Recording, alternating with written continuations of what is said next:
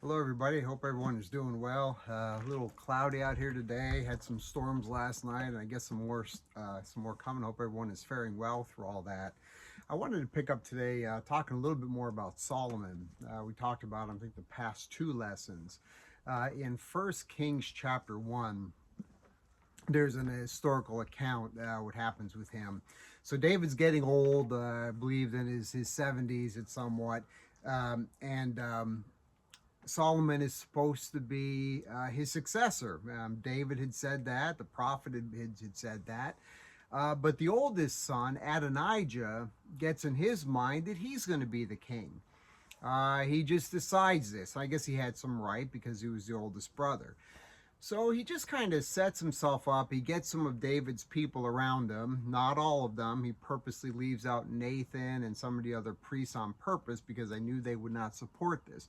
But he gets Joab, one of the commanders, and some of these other guys around him, and actually has like a procession, a parade, and just declares that he's a king. Just like that. Nothing coming from his father David. Just made that declaration. So when Nathan finds out about this and some of the others, they have a plan to go to David to get this straightened out.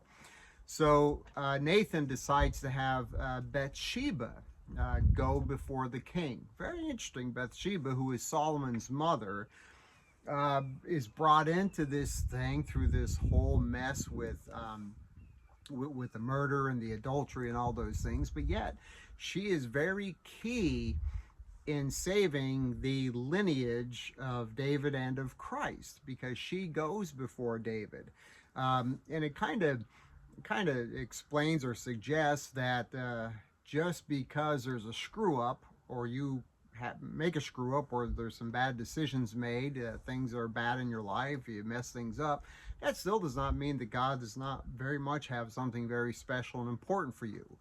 So we have to keep that in mind, as in the case with Bathsheba.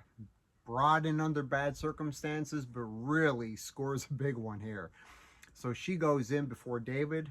Nathan comes in shortly after, lets David knows what's going on with Adonijah. Hey, listen, he's declared himself to be the king. He's already made the sacrifice. The people are shouting in the streets, hey, Adonijah's the king. So David finds out about this and he straightens the thing out. He says, listen, I want you to go and get some of the other priests, anoint him, and I want you to put Solomon on my mule, bring him through the street there and declare that he's the king. So once he was, the people saw that Solomon was on the king's mule, his authority was behind him. The people kind of scattered and Adonijah kind of ran off. Very interesting though. I think in our lives as Christians, now we're not kings. And guys, if you're married and you think you're the king of the house, you're not even that. You're at least second in command. So we're not kings. We get that.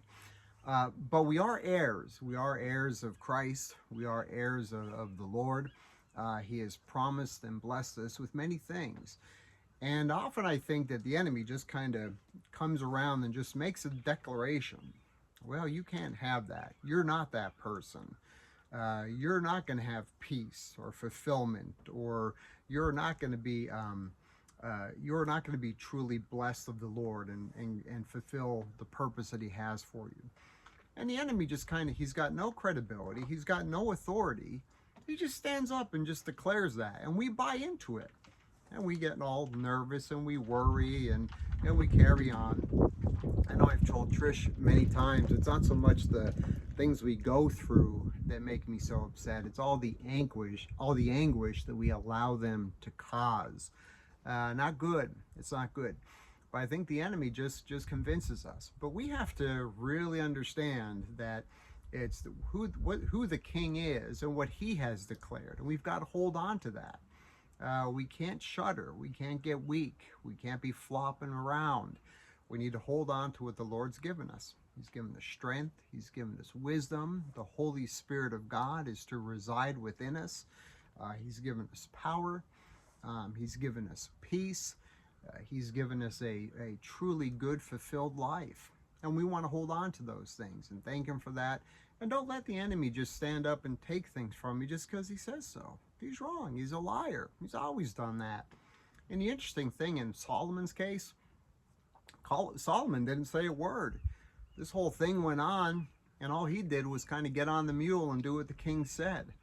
It's really the king's battles in these situations, so we need to go to him. It's not ours. We don't have to figure it out always, or make sure that the finances are right and that we're provided for, and take I want to be happier classes. We always think it's our effort. But often, just like Solomon, we just need to let the king take care of it. We need to go to him. We need to sit on his mule. And we need to just understand who we are in him. We don't want to forget that, folks. It's very important. In fact, it is the most important thing in these short lives of ours. God bless you guys. Hope you have a wonderful evening. Thanks for taking a couple minutes. Bye.